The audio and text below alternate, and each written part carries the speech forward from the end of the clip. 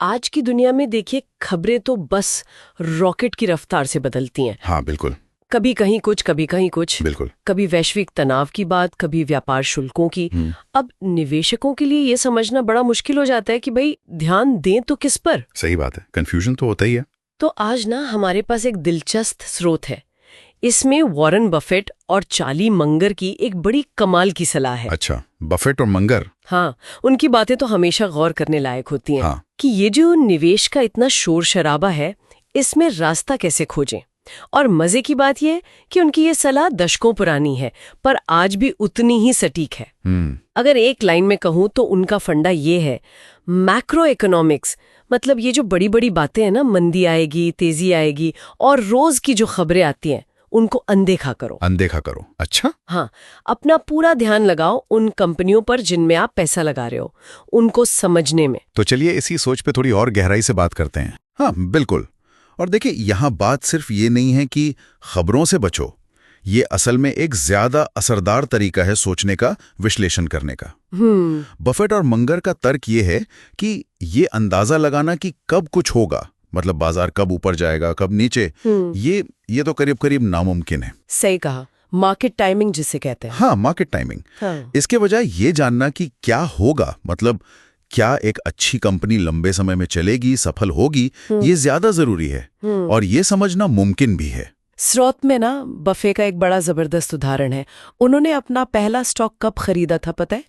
अप्रैल 1942 में। 1942? अरे बाप रे। हाँ, सोचिए, दूसरा विश्व युद्ध चल रहा था और हालात मतलब बिल्कुल अच्छे नहीं थे उस वक्त। तब तो बहुत अनिश्चितता रही होगी। बिल्कुल। और उसके बाद से दुनिया ने क्या क्या नहीं देखा। परमाणु हथियार आ गए, बड़े बड़े युद्ध हुए, राष्ट्रपतियों को इस्तीफा देना पड़ा, भयानक महंगाई आई, कितनी उथल पुथल। और इन सब तूफानों के बीच उनका ध्यान हमेशा किस पर रहा? बस एक चीज पर, कंपनियों के बिजनेस पर। सही। स्रोत में एक और दमदार कहानी है।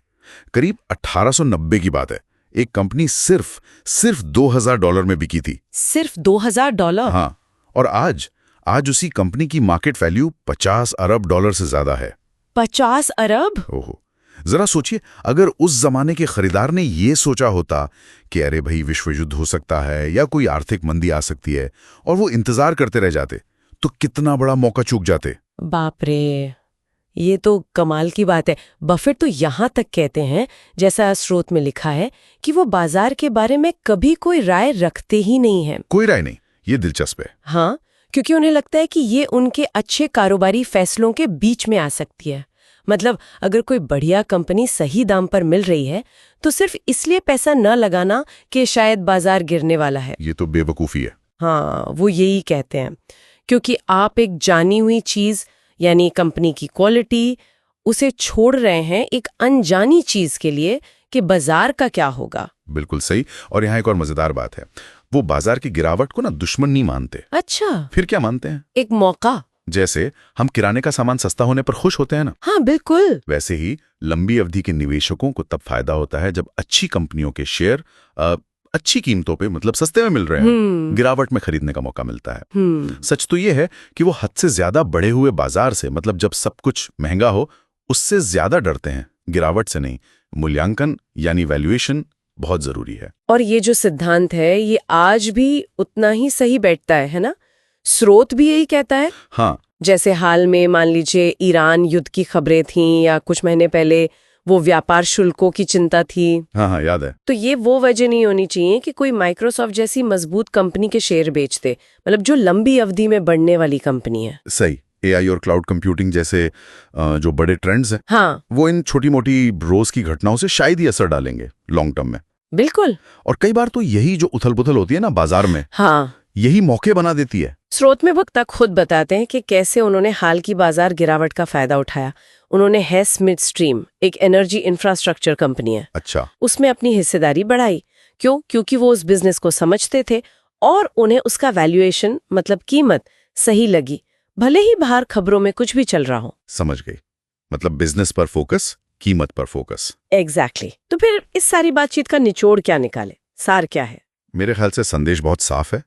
निवेश करते समय ये जो रोज की खबरें हैं, जो शोर है, उससे ऊपर उठना होगा। अपना ध्यान कंपनियों के फंडामेंटल्स पर, उनके बिजनेस को समझने पर लगाना होगा। सही। छोटी अवधि के बाजार उतार चढ़ाव या ये जो बड़े बड़े आर्थिक अनुमान लगाते रहते हैं लोग, उन पर रिएक्ट करने के बजाय असली विश्लेषण इस बात का होना चाहिए कि क्या कोई कंपनी लंबे समय में वैल्यू बनाएगी, पैसा कमाएगी। और अगर नजरिया सही होना तो बाजार की ये जो अस्थिरता है, ये वॉलेटिलिटी, ये आपकी दोस्त भी बन सकती है। अच्छा कहा, अस्थिरता दोस्त बन सकती है। तो आज की इस चर्चा से एक सवाल हम सबके सोचने के लिए छोड़ जाते हैं। जरूर। कहीं ऐसा तो नहीं कि ये जो छोटी अवधि की खबरें हैं, बाजार का रोज का शोर है, ये अनजाने में हमें हमारे लंबी अवधि के जो निवेश के लक्ष्य हैं उनसे भटका रहा है?